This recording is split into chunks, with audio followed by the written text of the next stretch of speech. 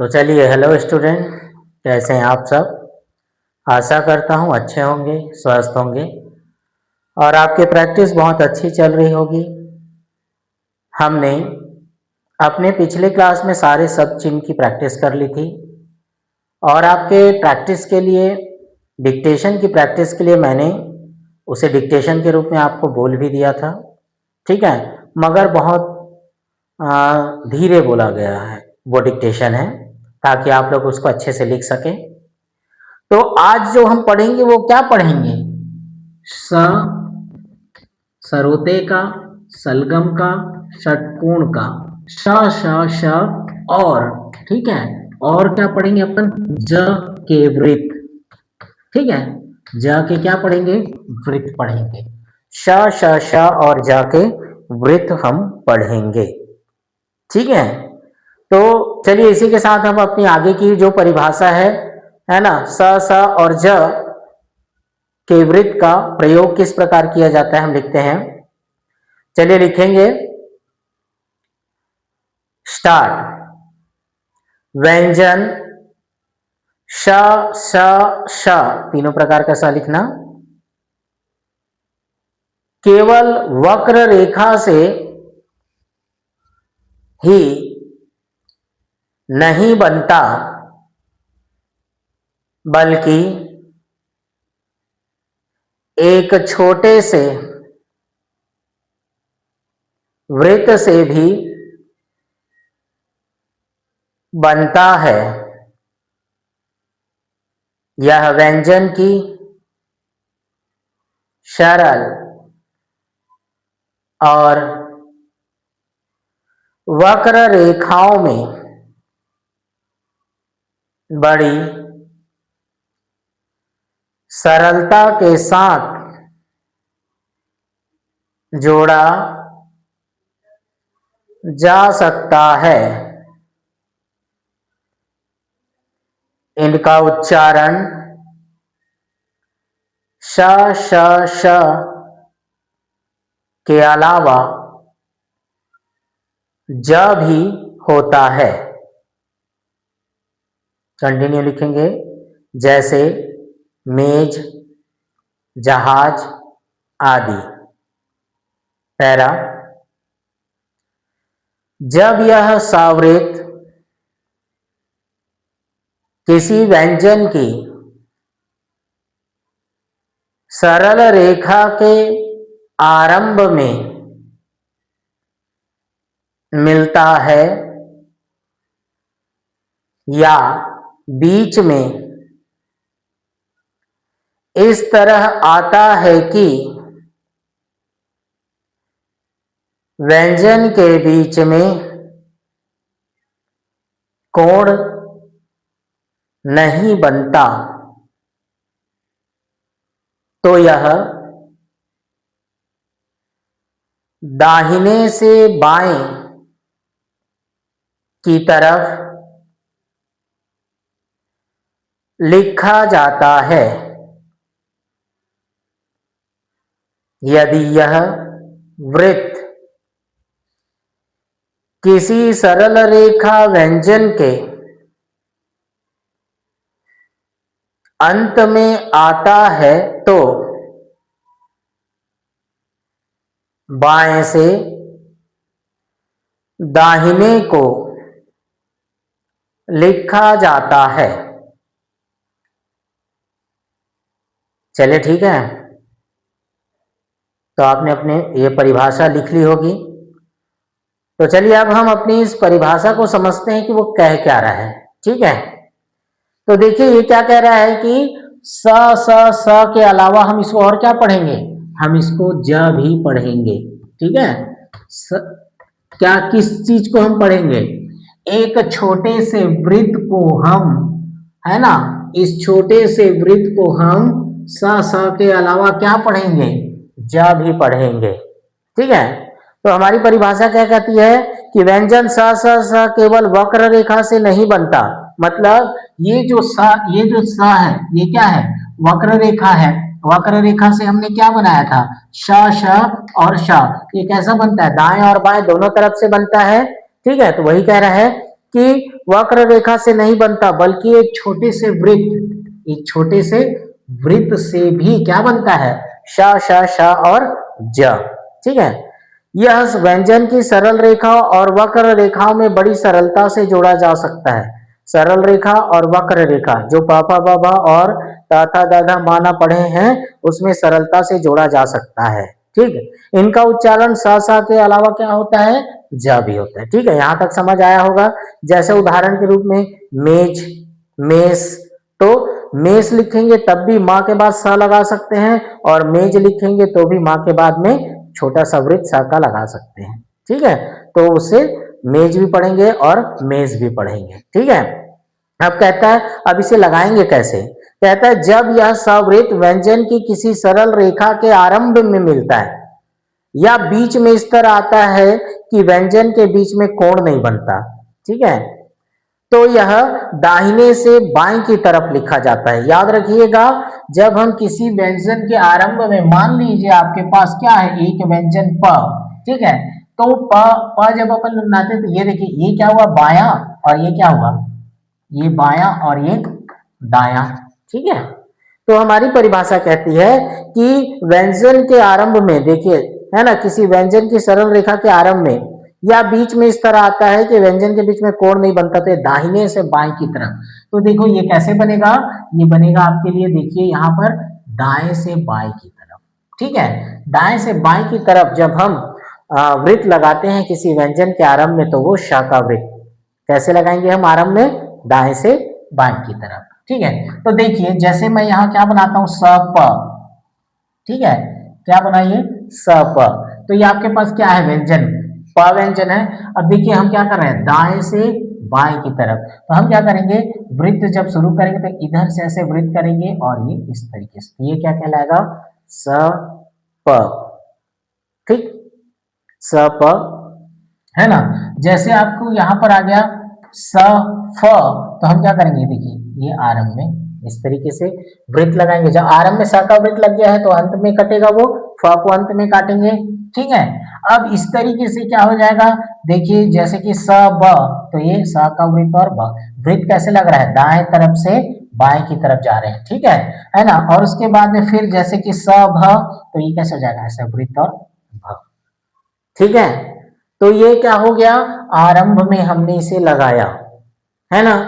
अब इसी तरीके से क्या हो जाएगा, ये जैसे कि आप स में ट का वृत्त लगा रहे हैं, अब ट व्यंजन में क्या करेंगे, है ना। तो देखिए अब इस तरीके से क्या हो, स ट में क्या करेंगे, स का वृत्त पहले बनाएंगे और ये 90 अंश पर स का वृत्त, है ना। ट व्यंजन में स का वृत्त 90 अंश पर बनाया, स ट, है ना।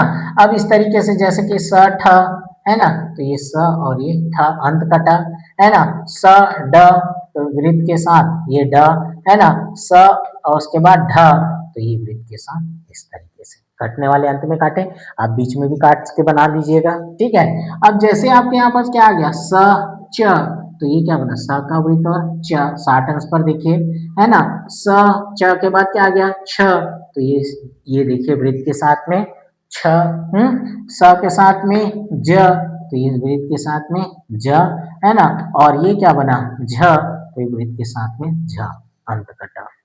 ठीक, तो अब क्या बोल रहे हैं कि आरंभ में दाहिने से बाएं की तरफ लिखा जाता है, पर यदि यह वृत्त किसी सरल रेखा व्यंजन के अंत में आता है, तो अब देखिए अभी ये प के पहले, फ के पहले, ब के पहले आया, अगर हम इसी वृत्त को क्या करते हैं, अंत में लेके जाते हैं, जैसे कि प और स आ गया, अब देखो स कहां चले गया, अंत में। अभी यहां पर देखिए हमने क्या किया, दाहिने से कहां गए, बाएं की तरफ लेके आए।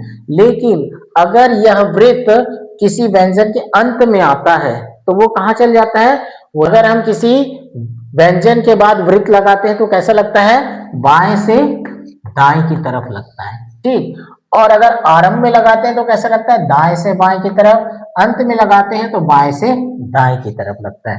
तो देखिए प के बाद स आया, तो हम पहले क्या है, व्यंजन देखो प, फिर इसी को आगे बढ़ाते हुए श का वृत्त, तो क्या बनेगा, ये प श फ श। अब देखो फ आरंभ में आया, हम क्या करेंगे, आरंभ में काटेंगे और वृत्त लगाएंगे, तो क्या बनेगा, फ स, है ना। जैसे कि आपको बोला ब स, तो ये ब और स का वृत्त लगा। अब देखिए यहाँ पर क्या बोला, भ श, तो ये आरंभ में काटे और भ और श का वृत्त। ठीक, क्या बन रहा है, ये बाएं से दाएं की तरफ। ठीक है, अब यही चीज देखिए, अभी स ट है, इसी चीज को हम उल्टा कर देंगे, ट स, तो पहले 90 अंश पर ट बनाए, फिर स का वृत्त लगाए, ट स, फिर उसके बाद ठ स, आरंभ में काटे, क्योंकि ठ आरंभ में है इसलिए आरंभ में काटे। यहाँ पर क्या है देखो, ड स, तो ये ड और एक स का वृत्त लगा, डस। ये क्या है देखिए यहाँ पर, ढ और श। तो यहाँ पर क्या करेंगे, ढ आरंभ में कटता है इसलिए आरंभ में काटे, और ये ढ सा। ठीक, दिशा वही रहेगी, 120 अंश, 90 अंश और 60 अंश। देखिए यहाँ पर क्या है, स च, अब यही चीज बदल के क्या बन जाएगा, च स, तो 120 सॉरी 60 अंश पर हम क्या बनाएंगे, च। ठीक, और श का वृत्त लगाएंगे, क्या बना, च स। उसके बाद में छ स, तो आरंभ में काटेंगे, छ स, फिर ये ज स, तो ज स, है ना, और ये झ और, है ना, झ और स, तो ये झ और स का वृत्त। ठीक है, तो ये हमने कहाँ बनाया, ये हमने जो सावृत लगाया वो कहाँ लगाया, आरंभ में लगाया और अंत में लगाया। किन व्यंजनों में लगाया, प वर्ग में, ट वर्ग में और च वर्ग में, आरंभ में और अंत में दोनों जगह प्रयोग किया। ठीक है, अब आप क्या करिए, इसके बाद परिभाषा लिखिए आप फिर से, क वर्ग और र व्यंजन के लिए लिखेंगे, क वर्ग व र व्यंजन में यह वृत्त नियमानुसार आदि, मध्य और अंत में चाहे जहां आवे ऊपर की ओर लगता है। ठीक है, तो हमने क्या लिखा अपनी परिभाषा में कि क वर्ग और र व्यंजन में यह वृत्त मतलब स का वृत्त चाहे कहीं भी आए, है ना, आरंभ में आए, बीच में आए या अंत में आए, कहाँ लगता है, ऊपर की तरफ लगता है। ठीक है, जैसे आपको बोला सर, है ना, तो यहाँ पर देखिए सबसे पहले क्या है, देखिए रा व्यंजन किस प्रकार बनता है, ऐसा, तो ये ऊपर का हिस्सा ये हो गया, नीचे का ये हो गया, तो उस रा के पहले वृत्त आए तो ये कहाँ लगेगा, इस ऊपर की तरफ, तो पहले वृत्त बनाएंगे और ये रा बना, तो ये क्या बन गया, सर।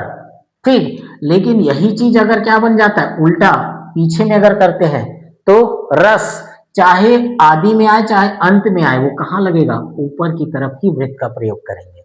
ठीक है ना। अब जैसे आपको यहाँ पर क्या बोलता है, हम यहाँ पर बनाते हैं जैसे कि स क, तो भी का व्यंजन किस प्रकार बनता है, इस प्रकार बनता है, क वर्ग, तो क्या करेंगे, स का वृत्त और क, स क। ठीक, अब ये देखिए स का बन गया, अब इसी चीज को हम क्या करें, कस, तो ये कैसे बनेगा, क और श का वृत्त ऊपर की तरफ लगेगा, जो हमने परिभाषा लिखा है सिर्फ उसी को फॉलो कर रहे हैं। ठीक है, स का हो गया, मान लो आपके पास स ख हो गया। ठीक है, अब देखिए इसको क्या है, पहले वृत्त है तो पहले वृत्त लगाए और इसको अंत में काट दिए, स ख। अब यही चीज क्या बोला, खश, तो ये ख आरंभ में है, काट दिए, और ये स का वृत्त ऊपर की तरफ ही लगेगा।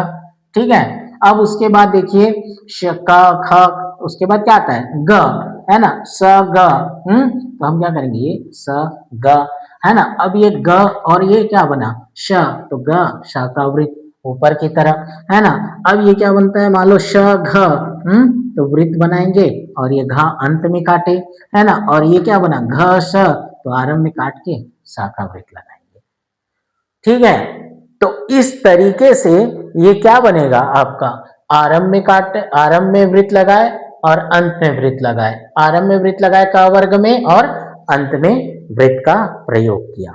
ठीक है, तो इस तरीके से आपको सवृत्त इन सारे व्यंजनों में जैसे मैंने लगा के दिया है ऐसे ही आपको सारे व्यंजनों में सवृत्त लगाना है। ठीक है, आरंभ में फिर बता रहा हूं दाहिने से बाएं की तरफ घूमता है, देखो दाएं से चालू करके बाएं की तरफ सभी में, और अंत में जब आते हैं, है ना, सवृत्त किसी व्यंजन के अंत में लगता है तो बाएं से दाएं की तरफ जाते हैं, इस प्रकार से ये बनाया और इससे। ठीक है, देखिए ऐसे प, ठीक, बाएं से दाएं की तरफ, फ स ज स ब स, ठीक, तो देखिए ये क्या हो जाएगा, ब स और ये भ और श, बाएं से दाएं की तरफ।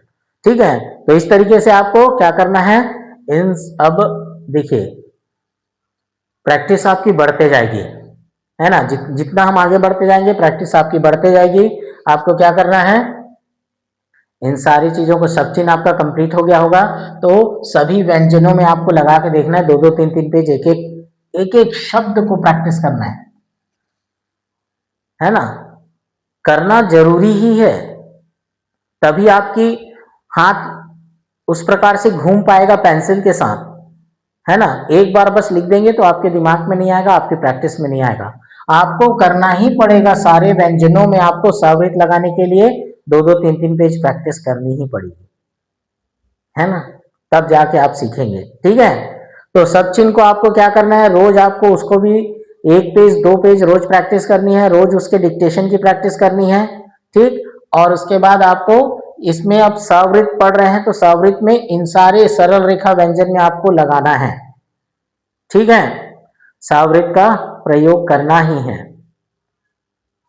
है ना।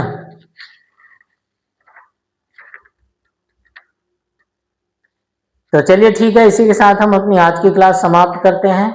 मिलते हैं अगली क्लास में। अभी हमने आरंभ में, बीच में और बताया, आरंभ में और अंत में बताया, अगली क्लास में हम बीच में बताएंगे और वक्र रेखा व्यंजन में भी सवृत लगाएंगे। ठीक है, तो चलिए ठीक है, आज की क्लास हम यहीं समाप्त करते हैं।